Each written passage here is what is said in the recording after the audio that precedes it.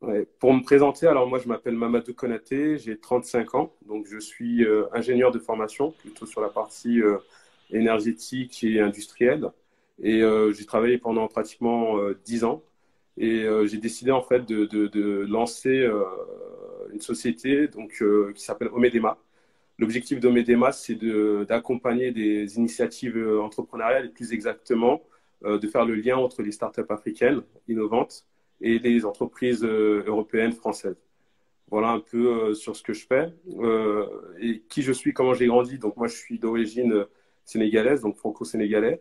J'ai grandi à La Courneuve et puis derrière, bah, j'ai fait mes études d'ingénierie à Besançon, puis j'ai rejoint la France et puis après, je vous parlerai un peu de ma carrière professionnelle. Mais voilà un peu pour la description et pour dire qui je suis. D'accord, merci beaucoup. Et justement, pour ta carrière professionnelle, tu peux nous en parler un peu plus?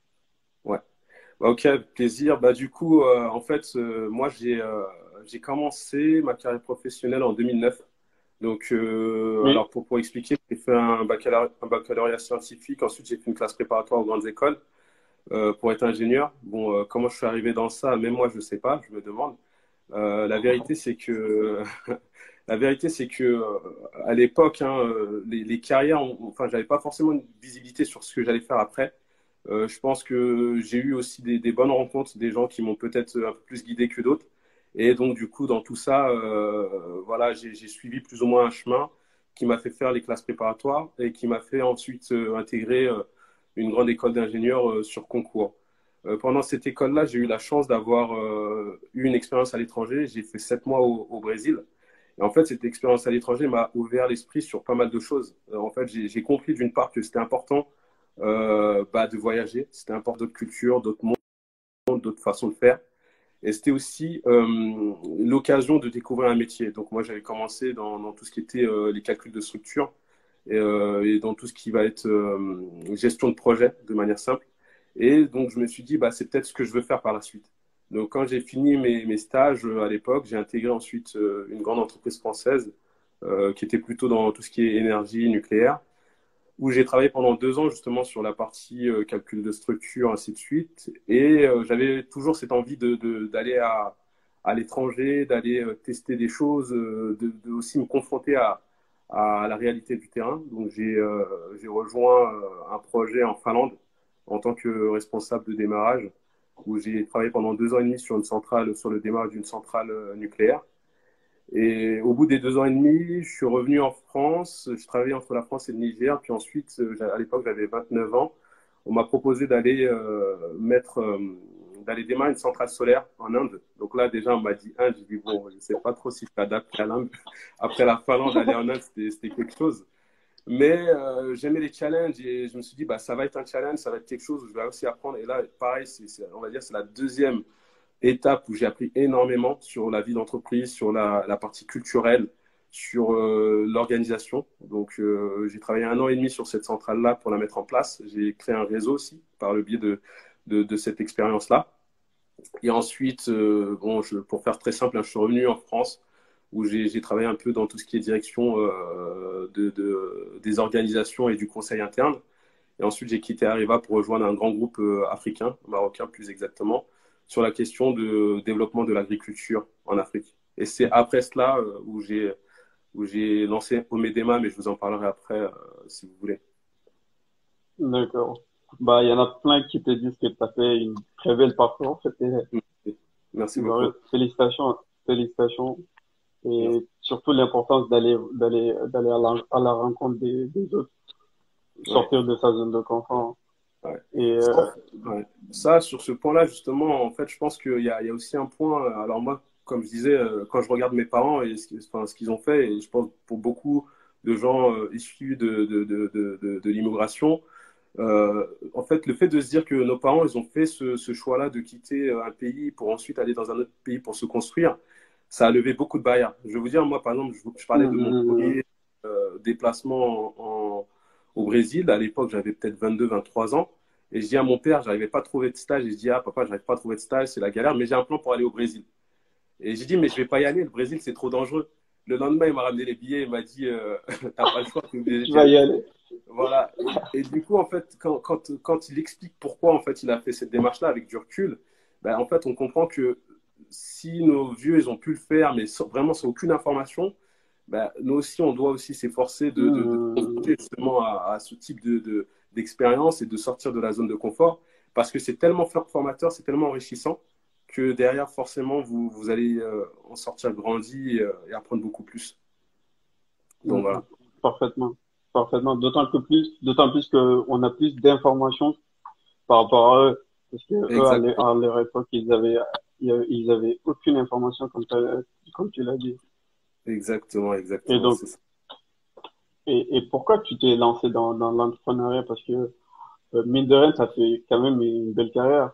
T'as eu à occuper des fonctions à haute responsabilité, t'as eu à travailler dans de grands groupes. Pourquoi finalement tu t'es décidé de te lancer dans l'entrepreneuriat? Ouais, bah, c'est une très bonne question. Alors, sur mon parcours, donc la deuxième partie que j'ai pas expliqué, c'est que lorsque j'ai intégré en fait l'entreprise marocaine, mon rôle c'était responsable industriel sur une zone d'Afrique pour développer des gros projets industriels en fait, c'est des usines de production d'engrais. Donc engrais chimiques donc qui est produit à partir de gaz et ensuite on produit de l'ammonia et de l'urée pour ensuite créer des engrais chimiques. Donc l'objectif enfin, lorsque j'avais pris ce poste-là, ce que je m'étais dit, c'est je vais faire 2 ans ou 3 ans dans ce poste-là, puis je vais essayer de récupérer une direction en Afrique. Donc moi, j'ai toujours eu cette volonté d'avoir un impact sur le continent. Voilà, on en reparlera après, mais j'ai toujours eu cette volonté-là d'avoir cet impact sur le continent. Et donc j'ai commencé en donnant, on va dire, un peu de mon temps libre à des jeunes entrepreneurs, notamment en Afrique, qui étaient dans des projets de la santé, de l'éducation, pour les aider à structurer leurs projets, pour les aider à développer un peu leurs projets, et ainsi de suite. Et en fait, du coup, comme je disais, lorsque j'ai intégré cette entreprise marocaine et que j'étais un peu sur ce créneau-là, je me disais, bon, OK, et à un moment donné aussi, j'ai besoin de m'accomplir un peu plus sur certains points, notamment sur la partie fusion-acquisition, sur la partie management, mais style de management, ce genre de choses. Et du coup, j'ai repris les études pour faire un Executive MBA à HEC Paris. Mais au début, vraiment, je suis rentré en me disant, bah, je vais faire ça, je vais avoir le niveau, enfin, vraiment, toutes les compétences qu'il faut pour ensuite pouvoir prendre une direction pays. Voilà, je visais que ce soit le Sénégal, la Côte d'Ivoire, enfin voilà, je me disais, je vais prendre. Et en fait, en entrant dans le MBA, ça m'a quand même pas mal ouvert l'esprit sur les possibilités.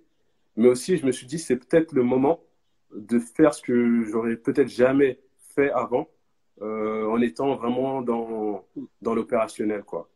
Et donc, j'ai choisi comme sujet de traiter, comment dire, l'entrepreneuriat en Afrique. Donc, mon sujet d'analyse pendant ce MBA-là, c'était euh, comment faciliter l'entrepreneuriat et comment faciliter le développement des startups en Afrique et plus spécialement l'Afrique de l'Ouest francophone. Et, euh, et en faisant cette étude-là, je m'étais rendu compte, en fait, enfin, j'avais étudié un peu comment l'écosystème des startups avait été créé en Afrique. Et je m'étais rendu compte que, il y avait un gap à combler. Il y avait un gap à combler. Ce gap-là n'était pas forcément lié au financement en tant que tel. Donc, ça dépend de quelle startup on parle. Mais là, de celles dont je parle, qui sont Mhm. vraiment sur cette partie presque pré-amorçage. Donc, comment on s'assure de leur financement? Et derrière, bah, comment on les aide à se développer. Et les aider à se développer, c'est créer du chiffre d'affaires, c'est aller trouver des partenaires, c'est aller faire connaître son entreprise. Et ça, c'était une question que je trouvais qui n'était pas assez adressée parce que tous les acteurs autour étaient soit trop en amont, soit trop en aval de la question. Et donc, pendant cette Mhm. étude-là et avec les rencontres que j'ai pu faire, je me suis dit, mais il y a quelque chose à faire. Et j'avais envie, en fait, de me lancer dans ça et de me dire, bah, OK, bah, tente quelque chose, lance-toi et essaye de répondre à cette problématique-là. Et donc, c'est comme ça que je suis entré dans le monde de l'entrepreneuriat. Donc, bien sûr, après, je suis quand même conscient hein, des risques qu'il y avait. Donc, tout ça, c'est un peu Mhm. limité. Mais je me dis, dans tous les cas, ça ne peut être que positif et bénéfique. Et c'est comme ça que je me suis lancé, en fait, Mhm. dans Dans l'entrepreneuriat. l'entrepreneuriat. Ouais. En tout cas, t'avais une très belle motivation. Merci, merci beaucoup. Et t'en as un peu parlé, mais ce sentiment de vouloir servir l'Afrique Ouais. de façon générale, mais tu peux nous en dire un peu plus parce que c'est assez étonnant, d'autant plus que tu es né ici, tu as grandi ici, tu as connu très peu l'Afrique. Ouais, c'est un bon point. Alors en fait, c'est que pendant 8 ans, j'ai travaillé pour des projets un peu partout dans le monde. Tout à l'heure, je parlais, j'étais au Brésil, j'étais en Finlande, Hmm, j'étais en Inde. Et ces 8 ans-là, j'estime que c'est de l'énergie, c'est du temps que j'ai mis sur des très beaux projets qui avaient de l'impact et tout. Mais je me suis dit, il y a le continent où mes parents ont grandi, est-ce que je peux faire quelque chose pour ce continent-là? Et si je peux, comment je peux utiliser ce que je sais faire pour le valoriser? Et à ce moment-là, hmm, j'ai commencé, comme je disais, un peu sur la partie bah, je donne de mon temps. Mais derrière, je me suis dit, on peut aller plus loin que ça. On peut même carrément essayer de construire quelque chose à partir de cela.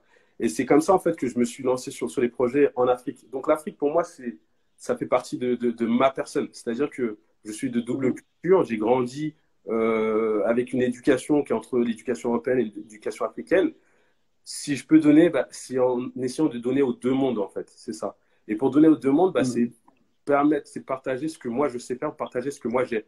Et ce que j'ai aujourd'hui, c'est bah, mon expérience, c'est ma formation, c'est mon réseau. Et c'est dans ce sens-là où j'ai essayé justement de rallier les deux. Et c'est quelque chose qui me tient à cœur. Et je pense que c'est comme ça qu'on arrive à avancer concrètement, quoi. Totalement, totalement.